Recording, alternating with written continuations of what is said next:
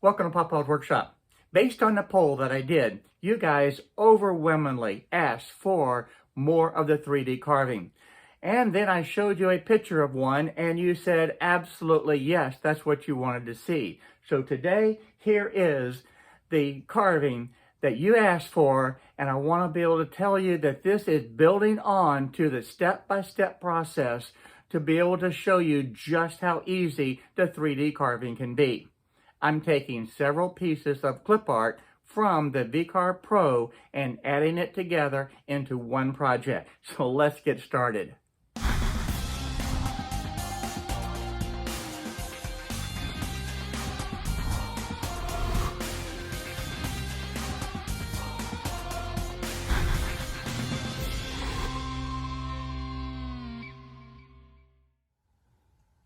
To begin this project today, I'm going to create a new file. And when this window opens up, this is going to be a single-sided feature for this project. And I'm going to be using this on the x-axis at 15 inches. And the board that I have is 11¼ inches wide. So that is going to be on the y-axis. The thickness of the wood is 0.75 of an inch. We are going to stay in inches. And I'm going to keep my 0 position for my z-axis on the material surface. For this project, I'm going to keep the XY position right in the center. It's going to be able to make it easier to place the different graphics. Now, because this is a 3D graphics model that we're going to be putting together today, I do need to have the model resolution set on high. And with that selected, I'll just hit OK. Now, each of the projects that I have done so far on the 3D carving has been building upon each other. And this one today is no different. I want to take 3 different graphics from the Clipart library and combine them together into one project. So to begin this project, I want to come down here right at the bottom for the Clipart, and I'm going to select that, and then I'll select the Clipart tab. From there, I want to scroll down. I want to find a panel, and this is going to be where I'm working from the bottom up to the surface. So I need to have a panel at the bottom. Now I could scroll down the way I was doing, or I could come right over here and select panels and shields, and it would bring up everything. And what I think I'm going to do is be able to select this one right here, and we'll double click it, and that will bring it up over into this area. Now, one of the things that I'd like to be able to do is enlarge this, and by holding down the shift key and this little handle at the corner, I can go ahead and expand this out.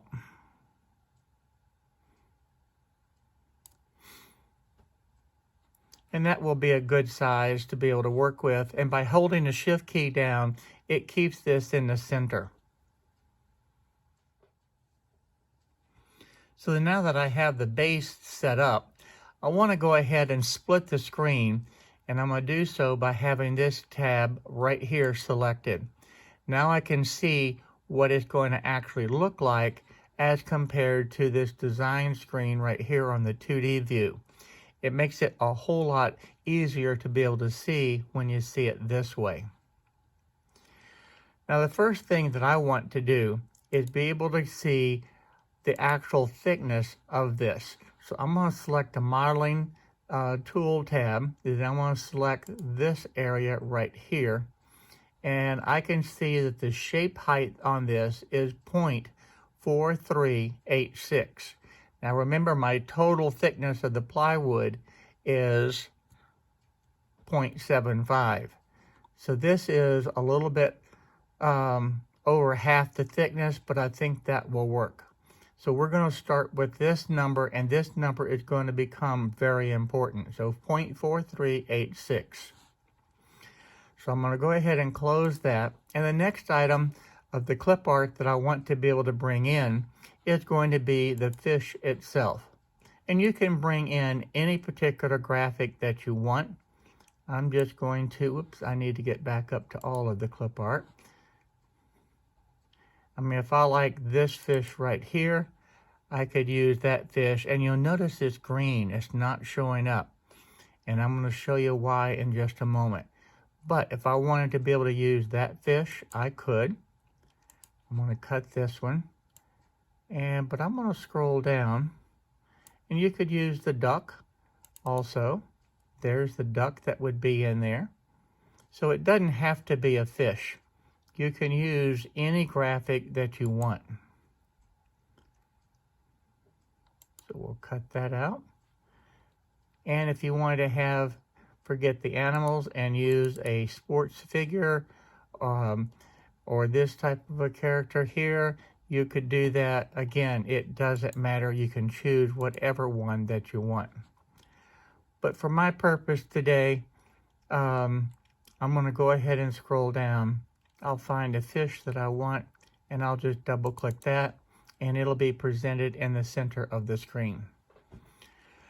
Now you notice I have it green here, but I can actually see the fish over in this area.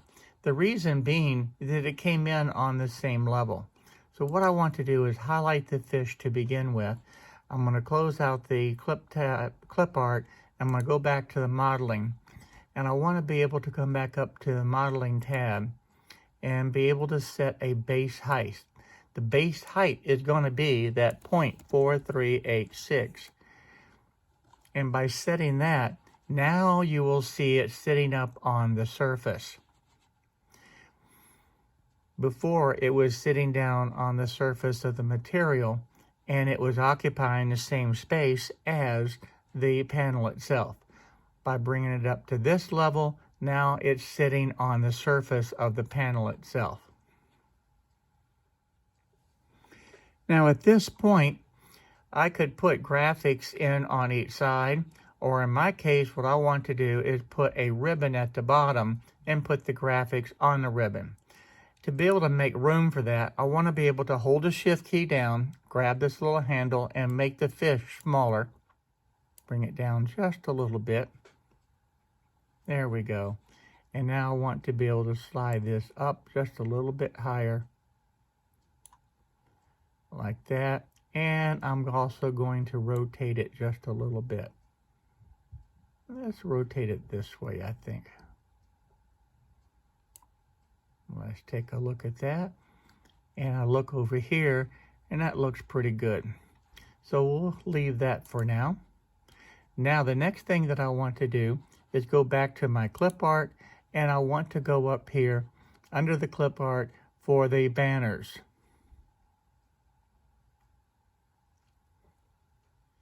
So the easiest way to do that is to look down for the ribbons and banners, which is right here. So I'll highlight that, and I think I'm going to use this one. So we'll put that in, and I'm going to bring that right down here. And I also want to spread this out. So I'm going to hold the shift key down. I'm going to grab the handle, and I'll stretch that out to just about there. I think would look good. And again, we're going to need to change the base height. So I'm going to go back to my modeling tab. And with this still selected, I'm going to highlight the base height and put in 0.4386 and hit enter. And then I'll close that out. And now you can see that it's sitting up onto the surface. Now I don't like how it's sitting right here. So I need to be able to take this object and slide it up just a little bit.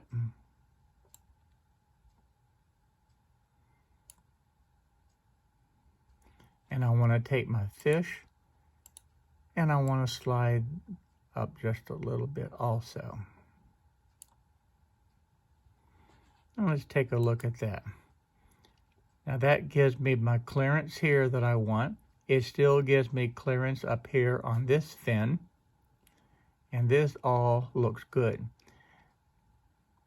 Now I can rotate this so you can see what it's going to look like.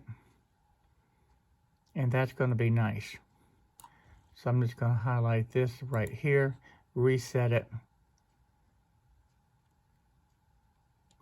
Now you can also see some green in there. We'll work on that in a moment.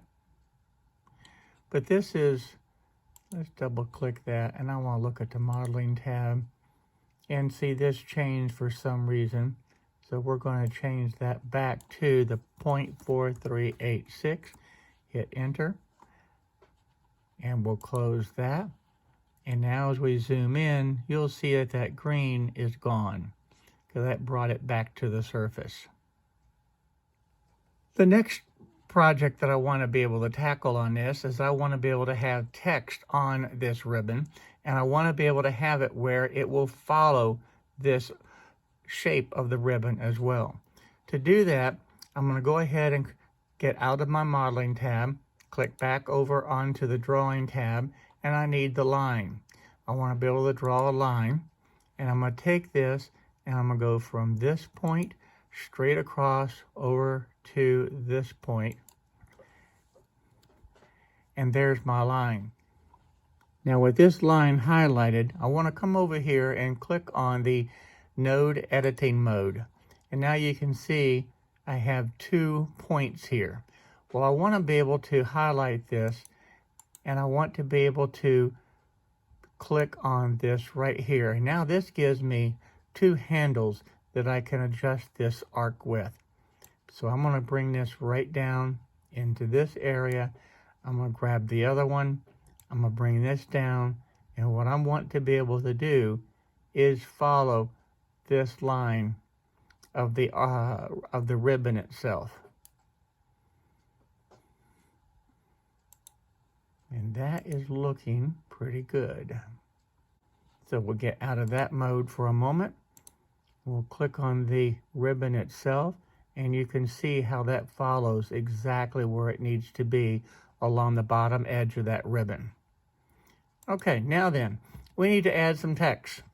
I had put on the first one that I showed you on the post that I did, just wishing I was fishing, but you can put anything that you wish on here. What I'm going to do is go ahead and select the text mode,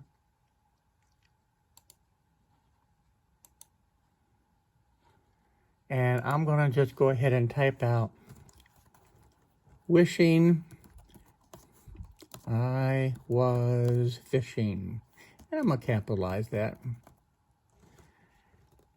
And I'm going to, I think I'm going to stay with this freestyle. Let's take a look and see what that looks like. So it just enters right down here at the bottom, and that's fine for a moment.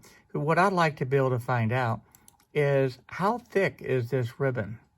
So what I want to be able to do is take my little tape measure right here, and I want to measure from this point of the ribbon, and I want to measure down to this point.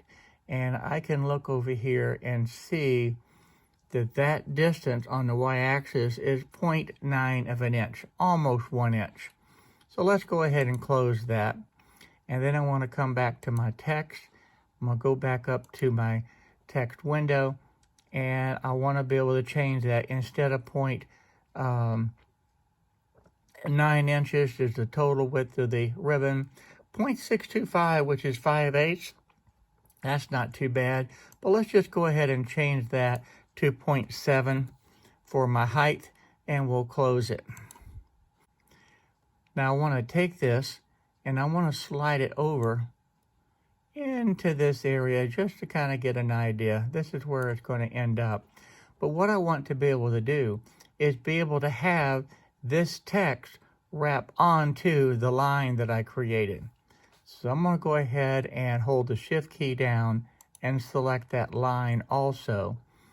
And then I'm going to come right over here and select this icon, is text on a curve. And I want to be able to have it where you can see it's following right along the bottom, and that worked out real well. Now you notice that this is sitting directly onto the bottom of that ribbon, and I don't want that. Now I want to be able to highlight this one more time because I don't want that sitting right on the bottom.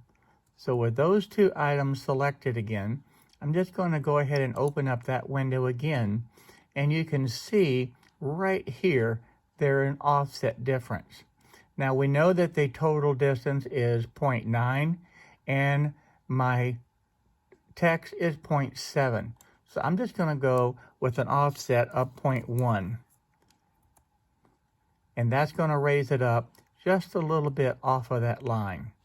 So now I'm going to go ahead and close that out. And you can now see how that's sitting above the line. Now this text is really close together. And if I scroll in, there's just not a lot of space in between these letters. So one of the things that I can do is come right up here onto this icon where it says Edit Text Spacing. So I'm going to click on that, and now I can come in between here, in between these letters, and I can click on it, and you see how it closed in. Well, by holding the Shift key down, I can expand that out. See, by holding these keys down, I can spread it out. That one's probably a little bit too far, so I can just release the Shift key and bring it back in. And I want to spread this out some. Spread this out. And of course, this needs to get spread a little bit more.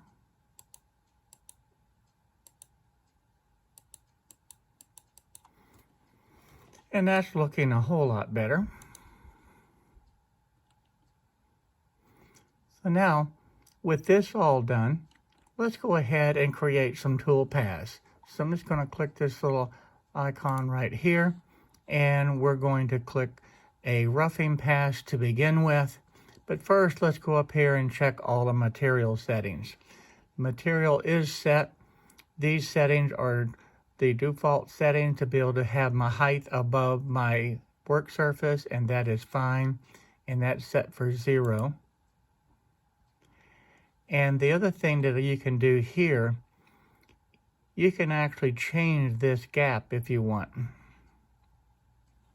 Okay, let's go back up to the top. The thickness of my material is 0.75 of an inch, and I do have the datum set for the center, and I'm going to leave it at the center. And my Z0 position is on the material surface. Now I went ahead and highlighted everything, and that's why you see the red color. And what I want to be able to do is select the roughing tool path. And the thickness is my 0.75. I am starting at the center, the 0 position here, so that all looks good. Now you see I'm getting an error here where my model thickness is actually exceeding the material thickness. So this fish is too high. So we're going to need to be able to correct that. So let's go ahead and go back and cancel this. And let's go back over to my fish. And we'll look at the modeling tab. And let's take a look at this height of my fish right here. And you can see that the max height now is 0.8 inches. So I've got to be able to reduce that. So I can either reduce the panel itself, or I can reduce the fish. So one of the things that I can do is just change. Let's make this just a little bit smaller. Current top height now is 0.72. And so that should actually work. So let's see what happens with that. Let's take a look at it. Now if I maximize this for a minute, I want to see, did I really lose any detail? That all looks real good. My ribbon looks good. So we're going to go with that. So I can go ahead and set that back. And I can also bring up the 2D view. We'll have both of them side by side. And let's go ahead and highlight everything. So we have the ribbon selected. I have the hold down the shift. I have my fish selected. And I have my wasteboard or my panel selected. So let's go back now to my tool path. We are going to use for this roughing pass a 1/4 inch end mill. And we're going to do this on the model boundary. So that's going to be around everything here. And we will go ahead and have an offset of about 0.04 of an inch. That way it'll leave a little bit of material that we can come back and with the finishing pass clean everything up. So as far as the rasper, we'll go ahead and just have that work in this direction. That is fine. We don't need any of this. Let's go ahead and calculate it. And that's what you're going to see. So all of that will be taken care of. Now, let's go ahead and close this out. And I want to be able to add the finishing pass now. This is going to be with an 1/8 inch ball nose. That is fine. We're going to stay with the model boundary. And that will be okay. And we'll calculate this. All right, so there we go. That one is done. So let's just go ahead and preview all of the tool paths. That's the actual finishing pass. Let's see the roughing pass again. That's my roughing pass. And see, that's not going to be touched because that's going to be done just by the finishing pass. So let's reset it. And we're going to preview all my tool paths. And there we go. That's what it's going to be looking like. You know, there's one other thing that I would like to do. I would like to be able to cut this whole entire object out. So to be able to do that, I need to come over here and select just this. And I need to be able to add, under my modeling tab, I want to be able to create this boundary right there. So now then, that will be done. So I'm going to go back over now. Let's get out of that. And now you can see that line. I click on just that. You can see that line right there. So now I'm going to go back to my tool paths. I want to close this one. And I want to be able to set up a cutout tool path. And that is going to be this one right here with my profile bit. And I'm going to use this as a start depth. I'm going to go ahead and leave this set at my start depth as 0. And it's going to be cutting all the way through. It is going to be using an end mill. And I'm going to be able to cut on the outside of this. So I'm going to look at that. I'm not going to use tabs right now. And I'm just going to go ahead and calculate that. Yes, it will cut all the way through. And there you can see it. The last tool path that I want to be able to create is the tool path for my letters. And we're going to highlight my wishing I was fishing. And I'm going to go to my tool paths.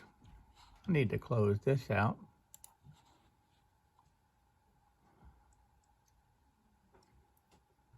And we need to use this one right here for the V groove. And for this, I am using the start depth of 0. I'm not doing a flat depth. I am using a 60-degree V-bit. And as I scroll down, this is very, very important. I need to project the toolpath onto the 3D model. That is critical. So now I'll go ahead and calculate it. And you see here, this is still a little bit low. That's not what I want. I need to be able to raise this up some. So we're not going to do anything with that right now. We're going to go back over on my 2D drawing. And I want to be able to take this and highlight my line. And I want to go to the drawing tab. And I want to be able to come back over here and offset this a little bit more. I'm going to go ahead and offset that at 0.2 of an inch, and we'll close it. So that is now done. So let's go back to my tool paths. We know this is all correct. We're gonna go to the V groove. This is checked, so let's calculate that. And whoops, I forgot to select a vector. So let me go back and do that now.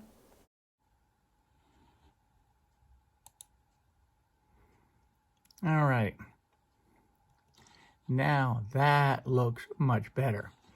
Now this first one was still in there, so we're going to delete that one.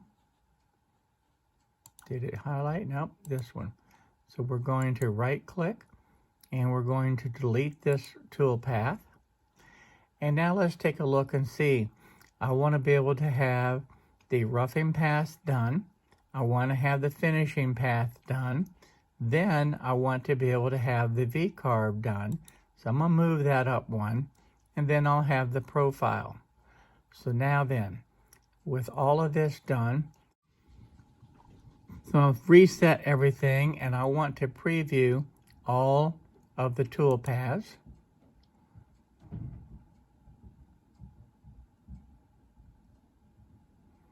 And there we go. I can double click on this and remove the waste material, and now I can look and see exactly what that is going to look like. And that's exactly how it will carve. So at this point now I can go ahead and close this window, and I can click on this and start saving the tool paths.